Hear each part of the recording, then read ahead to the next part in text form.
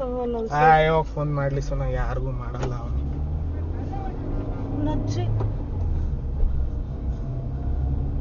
ಏನಿಲ್ಲ ಸೋನಾ, ಹೆದರ್ಕೋಬೇಡ.